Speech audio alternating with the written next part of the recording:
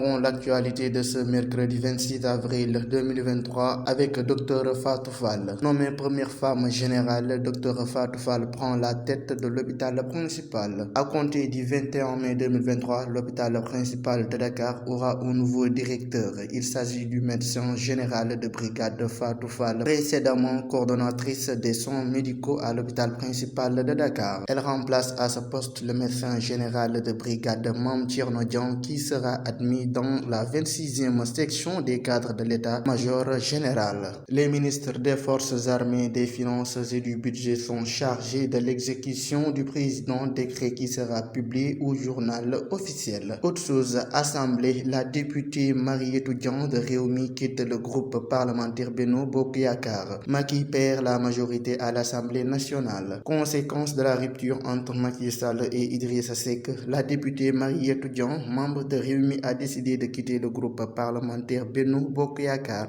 Elle a écrit une lettre de démission adressée au président du groupe parlementaire Benno Bokk Yakaar, Oumar Youm. À monsieur le président du groupe parlementaire Benno Bokk Yakaar, dans le souci de sauver le Sénégal d'une instabilité issue des impacts négatifs de la Covid-19, le président Idrissa Seck avait pris la décision de rejoindre la majorité présidentielle. Cette posture, jadis incomprise par nombre de Sénégalais, lui a valu des critiques. Il devient aujourd'hui clair aux yeux des avertis que cette décision était une des plus sages au vu de tout ce qui s'est passé durant et ou après la Covid-19 dans les pays de la région ouest africaine. Monsieur Idrissa Seck, président du parti Rewmi, mon leader politique, vient de déclarer sa candidature à la prochaine élection présidentielle de 2024 avec comme conséquence immédiate la sortie du parti Rewmi de la coalition Benno Bokk Yakaar. Il est alors logique, sur décision de mon parti et de moi-même, de me retirer du groupe parlementaire de Benno Bokk Yakaar. De cette 14e législature, je deviens ainsi une députée non inscrite. Je rappelle à tout qu'en tant que fidèle militante responsable à Keur Massar, 5e vice-présidente du parti Rewmi, je soutiendrai toutes les décisions de mon parti pour les travaux à l'Assemblée nationale, comme ce fut le cas jusqu'à maintenant. Mon action sera guidée par une seule boussole, l'intérêt vital du peuple sénégalais. Je vous prie de croire, monsieur le président du groupe parlementaire Benno Bokk Yakaar, à l'expression de ma très haute considération. Poursuivons avec une plainte de l'ex-policier Frédéric Napel. Le journaliste Babacar Touré sera entendu à la DIC ce mercredi. Le journaliste Babacar Touré est convoqué à la division des investigations criminelles demain mercredi. Le patron du groupe Kewlo sera entendu par les hommes du commissaire Adramé Sarr suite à la plainte déposée contre lui par l'ancien policier Frédéric Napel. Cette information, publiée par la personne concernée, a été certifiée par une source autorisée de Seneweb. Pour rappel, le même plaignant dans cette affaire a porté plainte contre Ousmane Sonko pour mise en danger de la vie d'autrui, atteinte à l'intégrité, appel au meurtre, fausse accusation et diffamation. Moustapha Diop, directeur de Walf TV et Walf FM, convoqué à la police pour l'affaire de Pape Ndiaye. La série se poursuit pour le groupe Walfadjri. Après le journaliste Pape Ndiaye suivi de l'animatrice Thioro Mandela, c'est au tour de Moustapha Diop d'être confronté à l'appareil judiciaire, informe et médias. En effet, le directeur de la radio et de la télévision du groupe 6 au front de terre a reçu ce mardi une convocation du commissariat central de police dont le motif ne lui a pas été précisé. Le journaliste est également animateur d'une émission de talk show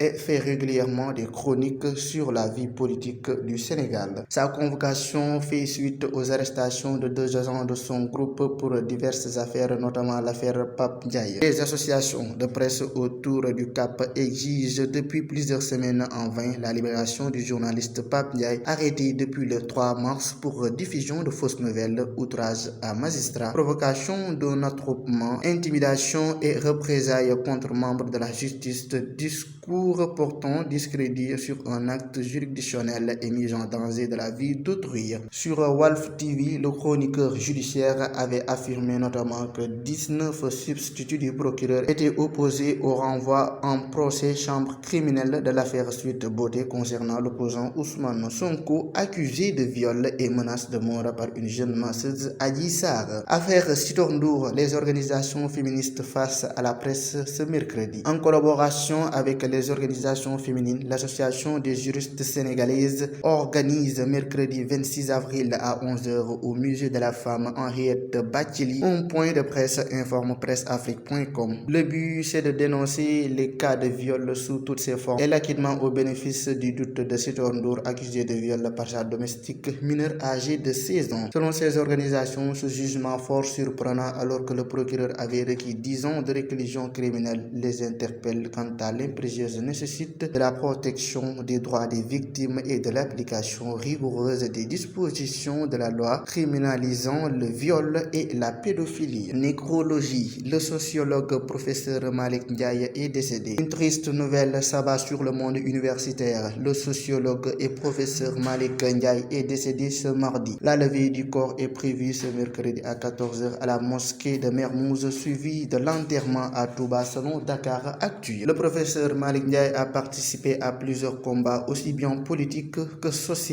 Il a été présent lors de plusieurs manifestations, notamment à la place de la Nation, pour des principes de liberté démocratique. Une controversée après la nomination d'Abdoulaye Daouda Diallo. Direct News fait son mea culpa. Le directeur général du quotidien Direct News, Pape Diogaye Faye, a exprimé ses regrets après le tollé suscité par la une du quotidien ce matin. Le journal a évoqué un déséquilibre éthique après la nomination d'Abdoulaye Daouda Diallo à la tête du Conseil économique, social et environnemental, suscitant la réprobation du CORED. Seneweb vous propose l'intégralité du message de Pape Diogaye Faye. Nous n'allons jamais jouer au faux héros en cherchant à nous dérober. Nous reconnaissons d'emblée que notre une d'aujourd'hui a blessé plus d'un. Et en premier, l'opinion et le tribunal des pairs, en l'occurrence le CORED. C'est la raison pour laquelle la direction de publication et la direction générale de Direct News présentent leurs sincères excuses. Notre souci n'a jamais été et ne sera jamais de nuire ou de blesser une partie de la nation, tout comme nous sommes conscients de notre rôle dans le sauvegarde de l'unité et la cohésion nationale. Loin s'en faut, dans ce papier, l'objectif était juste d'alerter l'autorité car depuis bien des mois, ce débat nauséabond, notre souci n'a jamais été de l'alimenter au point de remettre en cause des principes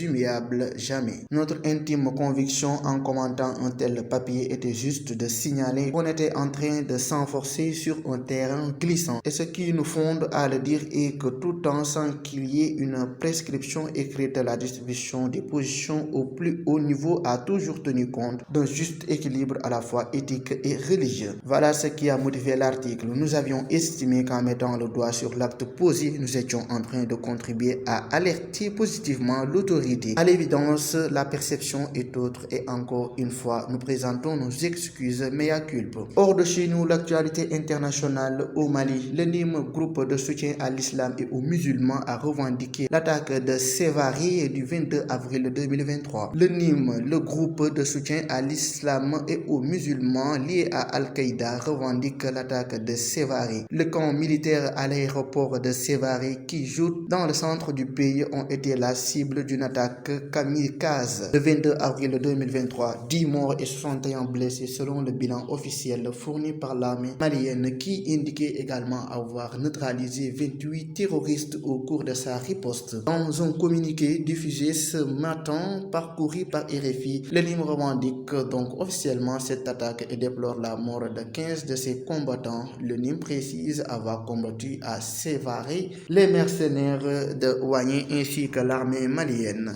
Au Burkina Faso, les survivants du massacre de Karma réclament justice et vérité. Les victimes de la tuerie de Karma survenue le 20 avril sont sorties de leur silence ce mardi 25 avril, renseigne RFI. Elles ont rappelé que ce sont les hommes en uniforme militaire qui ont encerclé le village très tôt le matin avant de procéder à des assassinats de masse. Si le procureur du Faso estimait le nombre de victimes à une soixantaine, les ressortissants, eux, pensent plutôt qu'elles sont plus d'une centaine, dont les personnes âgées, des femmes, des enfants et même des bébés. Au Soudan, accalmie apparente à Khartoum à la suite d'un cessez-le-feu sous l'égide des États-Unis. Au Soudan, une légère accalmie semble être observée ce 25 avril 2023 dans les combats à Khartoum entre les forces armées du général Abdel Fattah al-Burhan et les forces de soutien rapide du général Hemeti à la suite d'un cessez-le-feu de 72 heures obtenu sous l'égide des États-Unis la veille, renseigne RFI. Parlons de sport pour terminer. Coupe du Sénégal. Dakar Sacré-Cœur AS Pikine interrompu suite à des jets de pierre venant de l'extérieur du stade. Un match de 16e de finale de Coupe du Sénégal AS Pikine et Dakar Sacré-Cœur avait rendez-vous ce mardi, mais le match est actuellement interrompu pour des jets de pierre. À quelques jours du derby de la banlieue entre AS Pikine et Guédiawaye FC, le club pikinois était à Guédiawaye, précisément au stade Ibrahima Boye, pour jouer son match du 16e de finale contre Dakar Sacré-Cœur. Après une première période qui s'est déroulée normalement, le match a été suspendu à la 65e minute puisque certains supporters non identifiés qui se trouvaient dehors lançaient des projectiles sur la pelouse, informe websport.com. Cyclisme, 3e édition du Tour international de la Casamance du 27 au 30 avril. La 3e édition du Tour cycliste de la Casamance, dénommé Tour international de la Casamance, se déroulera du 27 au 30 avril prochain avec la participation d'équipes nationales et internationales venant de la Gambie, de la Guinée-Bissau, de la Guinée-Conakry, de la France et du Sénégal, a indiqué lundi le président de la Ligue régionale de cyclisme de Ziguinchor, Ibrahima Diassi, rapporte APS, repris par websport.com. La guerre au Soudan, piégé, Ousmane Diouf attend une évacuation. Depuis le 15 avril, le conflit fait rage au Soudan où les forces armées soudanaises et les paramilitaires des forces de soutien rapide se livrent une guerre avec plus de 400 morts enregistrés. Tout un pays est pris en tenaille et le sport n'est pas épargné à l'image du championnat de football qui a été suspendu jusqu'à nouvel ordre. Comme les Soudanais, les étrangers se terrent chez eux. Société d'Al Ahly depuis février dernier, juste après le sacre au championnat d'Afrique des Nations, Ousmane Diouf fait partie de ce lot, indique websport.com. Et voilà, mesdames et messieurs, c'était tout pour la revue de l'actualité. Merci de nous avoir choisis pour vous informer.